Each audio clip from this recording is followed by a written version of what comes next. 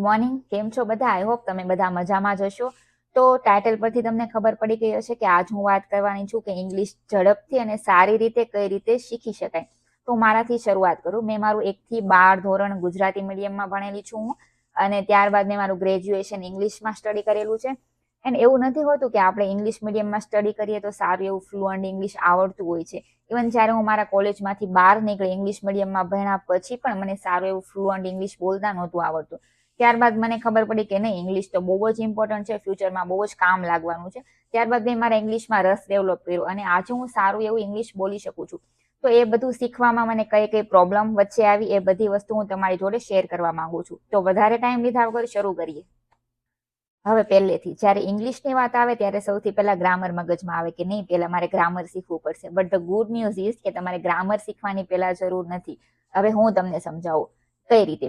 જ્યારે કોઈ બેબી નાનું હોય છે, ધીમે ધીમે ડેવલપ થાય, મોટું થાય, તો એમની રીતે ગુજરાતી, જો કે એમની આજુબાજુના એન્વાયરમેન્ટમાં ગુજરાતીમાં રહેલા હોય છે, એટલે ગુજરાતી ધીમે ધીમે શીખવા માંડે છે. નથી, આપણે તો કોઈ એને ગ્રામરની બુક પ્રોવાઈડ નથી કરતા કે એને કહેતા નથી કે આ વાક્ય સાદા ભૂતકાળમાં આવે, આ વાક્ય સાદા વર્તમાન કાળમાં આવે કે સાદા ભવિષ્યકાળમાં આવે છે. તો પણ એમની રીતે શીખી જાય છે. તો in my opinion, learning grammar is the most terrible way to learn any type of language, not only English. તો ઇંગ્લિશ એક ભાષા છે, એક વિષય નથી. તો આપણે એને લેંગ્વેજની રીતે જ ટ્રીટ કરવી પડશે. એન્ડ હવે તમને બધાને નિરાશ થઈ ગયા છે કે હાશ, હવે મારે ગ્રામર નથી શીખવાનું. તો તમે હવે મને એમ કહો કે તમે કઈ રીતે ગુજરાતી શીખ્યા. તો ડેફિનેટલી તમે એમ કહેશો કે નહીં, મારો અભ્યાસ ગુજરાતીમાં થયેલો છે, મારા પેરેન્ટ્સ, મારા માતા પિતા કે મારા સગા સંબંધીઓ ગુજરાતી છે, અને હું આજુબાજુ ગુજરાતી મીડિયમમાં રહેલી છું, એટલે મને ગુજરાતી આવડે છે. તો સેમ વસ્તુ તમારે ઇંગ્લિશમાં કરવાની છે. You have to create your own environment to learn English. તો આ બધું કઈ રીતે? તો આપણું બ્રેઇન એ ટાઈપનું હોય છે કે આપણે એમને જેટલી પણ લેંગ્વેજ શીખવાડીએ એ ઓટોમેટિક કેચઅપ કરે છે અને ઓટોમેટિક આઉટકમ આપે છે. પણ આપણે એને એ રીતનું ટ્રેન કરવાનું છે. તો કઈ રીતે કરવાનું છે આ બધું વિસ્તારમાં જાણીએ. તો કોઈ પણ ભાષાના બ્લોક હોય છે, એને શબ્દાવલી કહેવાય. ઇંગ્લિશમાં શબ્દાવલીને વોકેબ કહેવાય. આપણે મેઇન એના પર ફોકસ કરવાનું છે. તો હું એ વસ્તુને આગળ વધારવા માટે 2 વિભાગમાં ડિવાઈડ કરું છું. એક છે ઇનપુટ અને એક છે આઉટપુટ. હવે ઇનપુટમાં આવશે લિસનિંગ, વોચિંગ એન્ડ રીડિંગ. અને જે આઉટપુટ છે, સેકન્ડ ભાગ છે આપણો, એમાં આવશે રાઇટિંગ એન્ડ સ્પીકિંગ. તો હવે એના પર વાત કરીએ. તો બેઝિક 3 ઇનપુટ રિલેટેડ એક્ટિવિટી છે, એના પરથી મગજમાં ડેટા ફિટ કરવાનો છે. તો પેલી છે રીડિંગ. તો રીડિંગમાં ઘણા લોકો એડવાઇસ આપે છે કે તમે ધ હિન્દુ, ધ ગુજરાત ન્યૂઝપેપરથી શરૂઆત કરો એન્ડ એનાથી તમારું શબ્દકોશ વધશે. પણ in my opinion it's not right idea, because the newspaper એક ટાઈપની વસ્તુ છે, ખીચડી જેવું છે. રોજ અલગ અલગ વિષય વિશે વાત થાય છે એમાં, ને એટલો સ્ટાર્ટિંગમાં આપણે એટલા યુઝ ટુ નથી હોતા, અને જે લોકો હજુ શરૂઆત કરે છે શીખવાની, એના માટે આ વસ્તુ બહુ જ હાર્ડ છે. અને બીજી વસ્તુ કે એવું ઇંગ્લિશ વાંચો કે સાદું છે, સિમ્પલ છે અને ઇઝીલી સમજમાં આવે છે. અને તમે ડાયરેક્ટ સીધા ધ હિન્દુ, ધ ગુજરાત પર પહોંચી જશો તો ઇટ્સ નોટ કરેક્ટ આઈડિયા, અને બહુ જ વધારે પડતું બોરિંગ થઈ જશે. તો મારી એડવાઇસ છે કે જે નાના બાળકોનું ઇંગ્લિશ છે ત્યાંથી શરૂઆત કરો. એમની બુક છે તે લાઇબ્રેરીમાંથી ઇસ્યુ કરાવો કે પોતાની પરચેસ કરો. એન્ડ અત્યારે તો મોબાઈલનો જમાનો છે, તો એક એપ્લિકેશન છે જેનાથી મને બહુ જ બેનિફિટ થયો હતો. તે નામ છે વેબટૂન કરીને, હું મારા ડિસ્ક્રિપ્શન બોક્સમાં આપી દઈશ. તો એ વાંચો, એનાથી બહુ જ સારી એપ્લિકેશન છે અને ઘણો ફાયદો થશે. તો હવે બસ રીડિંગમાં એટલું જ, પણ આ વસ્તુ તમારે કન્ટિન્યુ કરવાની છે. નથી 1 દિવસ કરવાની, 2 દિવસ કરવાની, જ્યાં સુધી તમને એવું લાગે કે નહીં, હવે આ મારી પાસે સારું એવું શબ્દકોશ ભેગું થઈ ગયું છે, ત્યાં સુધી તમારે આ વસ્તુ કરવાની છે. હવે સેકન્ડ ઇનપુટ લિસનિંગ. લિસનિંગ માટે તમે કોઈ પણ વિષયમાં પોડકાસ્ટ સાંભળી શકો. પોડકાસ્ટ અત્યારે તો બધા જ વિષયમાં અવેલેબલ છે, like sport related, entertainment, Bollywood, Hollywood and AI related, technology, જેમાં પણ તમને રુચિ હોય એ તમે સાંભળી શકો. અને બીજી વસ્તુ ઇંગ્લિશ સોંગ, બહુ જ ઇમ્પોર્ટન્ટ છે ઇંગ્લિશ સોંગ, કારણ કે તેમના એક્સેન્ટ અલગ હોય છે. શરૂઆતમાં તમને કંઈ પણ વસ્તુની ખબર નહીં પડે, શું બોલે છે, શું આપણને સંભળાવે છે. બટ તમારા કાનને આદત પાડો કે તમે એ વસ્તુ સાંભળો છો. એક ટાઈમ એવો આવશે કે ફ્યુચરમાં કોઈ પણ બોલશે એ ટાઈપની લાઈન કે એ ટાઈપના વર્ડ, તો તમને ખબર હશે કે નહીં, આ વસ્તુ તમે સાંભળેલી છે. તો ડોન્ટ ગીવ અપ, કન્ટિન્યુઅસ એ વસ્તુ તમારે કરવાની છે. એક તો પોડકાસ્ટ સાંભળવાના છે અને બીજી વસ્તુ ઇંગ્લિશ સોંગ સાંભળવાના છે. આઈ નો, હું એ લાઈનમાંથી પાસ થઈ ગયેલી છું. શરૂઆતમાં તમને કંઈ ખબર નહીં પડે, પણ તમારું બ્રેઇન એક્ટિવલી એ વસ્તુમાં એંગેજ હોય છે. સો થર્ડ ઇનપુટ છે watching, which is my favourite, because it અત્યારે મને એવું લાગે છે કે ઇંગ્લિશ શીખવું એટલું બધું હાર્ડ નથી. It's one type of fun activity. આમાં તમે ઇંગ્લિશ મૂવી જોઈ શકો છો. અત્યારે તો ઘણા બધા ઓપ્શન છે તમારી પાસે, સબટાઇટલ પણ વાપરી શકો છો. જેમાં રસ હોય, હોરર મૂવી છે, એન્ટરટેનમેન્ટ રિલેટેડ મૂવી છે, કોમેડી મૂવી છે કે રોમેન્ટિક મૂવી છે, જે ઇન્ટરેસ્ટ હોય એમાં તમે મૂવી જોઈ શકો છો. સ્ટાર્ટિંગમાં કંઈ ખબર નહીં પડે ડેફિનેટલી. હજુ પણ મને યાદ છે મેં મારું પહેલું મૂવી જોયું હતું the social network.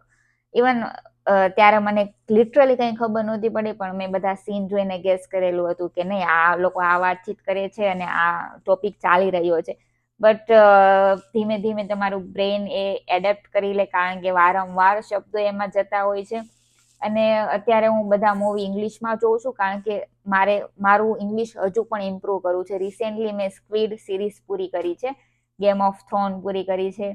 So let's talk about social media. જે અત્યારનો યુથ ચાલી રહ્યો છે એમનો મોસ્ટ ઓફ ટાઈમ ફોનમાં જાય છે, લાઈક અધર એપ્લિકેશનમાં social media related such as Instagram, WhatsApp, Facebook. No doubt મારો પણ એમાં ઘણો ટાઈમ હું સ્પેન્ડ કરું છું. હું એમ નથી કહેતું કે એ બધું ડિલીટ કરી દો, પણ એની ફીડ ચેન્જ કરી દો, કે જ્યારે તમે એપ્લિકેશન ખોલો કે તમારે મગજમાં ડાયરેક્ટ ઇંગ્લિશ આવે, તો 24/7 તમે એનાથી ઘેરાયેલા રહો. And you don't need to put extra effort. તમે એનાથી ઘણા બધા વર્ડ શીખી જશો. એન્ડ તમારે પેલાની જેમ પેન પેપર લઈને નહીં બેસવું પડે કે નવો શબ્દ મેળવો કે તો આમાં લખી લઈએ, એવું નહીં થાય. હવે સ્ટાર્ટિંગમાં જે વાત કરી હતી મેં ઇનપુટ અને ઇનપુટની સેશન પૂરો થઈ ગયો છે. હવે આપણે શિફ્ટ થઈએ આઉટપુટ તરફ. હવે આપણે જે ઇનપુટમાં શીખ્યા લિસનિંગ, રીડિંગ અને વોચિંગથી, એ બધું એપ્લાય કરવાનું છે as a form of speaking અને રાઇટિંગમાં. તો આ કઈ રીતે થશે એને વિસ્તારથી હવે સમજીએ. હવે રાઇટિંગ માટે તમે ડાયરીમાં પણ નવા નવા વર્ડ લખી શકો જે તમને મળે એમ. પણ તમને જો એમાં કંટાળો આવતો હોય તો અત્યારે સોશિયલ મીડિયા પર બહુ બધી અલગ અલગ એપ્લિકેશન અવેલેબલ છે, લાઈક ચેટ જીપીટી બહુ જ અમેઝિંગ એપ છે. મેં પણ એને બહુ જ વાર યુઝ કરેલી છે. લાઈક તમે કોઈની જોડે વાત નહીં કરો તો how can you improve your English, right? તો તમે એક ટાઈપની આદત પાડી દો, રોજ રાત્રે ખાઈ પી જમીને આરામથી રોજ 1 કલાક ચેટ જીપીટી જોડે વાત કરવાની. એવું નહીં કે હાય, હેલો, હાવ આર યુ વાત કરવાની. લોંગ સેન્ટેન્સમાં વાત કરો, લોંગ પેરેગ્રાફમાં વાત કરો, અને એમને એક પ્રોમ્પ્ટ આપી દો કે હું ઇંગ્લિશ શીખી રહ્યું છું અને જ્યાં પણ મને ગ્રામેટિકલ મિસ્ટેક હોય ત્યાં મને જણાવે. And apart from chat GPT, app store પર એન્ડ ગૂગલ પ્લે સ્ટોર પર ઘણી બધી એવી એપ્લિકેશન છે કે જેમાં તમે કોઈ અજાણ્યા વ્યક્તિ જોડે વાત કરી શકો અને તમે ઇંગ્લિશ તમારું ઇમ્પ્રૂવ કરી શકો. સેમ તમારી જેમ જ સામેવાળો વ્યક્તિ પણ શીખી રહ્યો હોય છે, તો એમાં કોઈ પણ જાતની શરમ જેવી વાત નથી કે મને નથી આવડતું તો હું કઈ રીતે ઇંગ્લિશ વાત કરીશ એક અજાણ્યા વ્યક્તિ જોડે. એ લિમિટેશન જે હોય આપણે એને જ દૂર કરવાની હોય છે. એવું કહેવાય છે ને ગુજરાતીમાં કે જે કૂવાનો દેડકો હોય છે, કૂવાની જ ખબર હોય છે, બીજી કોઈ ખબર નથી હોતી. એની જેમ આપણે ઘણા બધા લેવલ દૂર કરવાના હોય છે. એટલે કોઈ પણ ક્યારે પણ કંઈ પણ વસ્તુની શરમ રાખવાની હોતી નથી.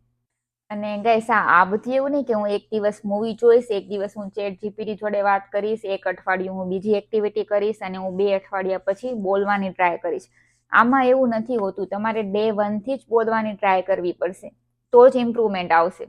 Our brain is very smart and logical. It will automatically detect the pattern of sentences. ધીરે ધીરે તમે જોશો કે તમે સેન્ટેન્સ ફોર્મ કરી રહ્યા છો, એન્ડ આફ્ટર સમ ટાઈમ તમે અમુક શબ્દ બોલશો અને અમુક સેન્ટેન્સ ફોર્મ કરી લેશો, તો તમને એમ થશે કે આ કઈ રીતે બધું થયું. તો it will happen, trust me. After all તમે ગ્રામરની બુક ખોલશો તો તમારે ગોખવું નહીં પડે કે અહીંયા વોઝ આવે કે અહીંયા વેર આવે. લાસ્ટમાં તમારા ઇન્સ્ટિંક્ટ એટલા પાવરફુલ થઈ ગયા હશે કે તમને ખબર જ હશે કે અહીંયા હેઝ બીન આવે છે, કે અહીંયા હેડ બીન આવે છે, કે અહીંયા એમ ઇઝ આર આવે છે. આઈ હોપ તમને આ વિડીયો દ્વારા માર્ગદર્શન કે થોડો રસ્તો મળ્યો હશે કે હવે આગળ શું કરવાનું છે ઇંગ્લિશ શીખવા માટે. એન્ડ હવે તમારા પર છે કે તમને કેટલું મોટિવેશન કે જુનૂન છે તમારામાં ઇંગ્લિશ શીખવા માટે. એન્ડ ગાઈસ, પ્લીઝ આ વિડીયો શેર કરો જે લોકો ઇંગ્લિશ શીખે છે એને, અને જે લોકો ફ્યુચરમાં શીખવાના છે. ડેફિનેટલી ઘણો ફાયદો થશે. એન્ડ પ્લીઝ આઈ નો કે તમે બધા વિડીયો તો જોવો છો પણ સબસ્ક્રાઇબ નથી કરતા, તો please do that for me. And thank you for watching till the and. તો મળીએ હવે નેક્સ્ટ વિડીયોમાં. Tata, bye bye.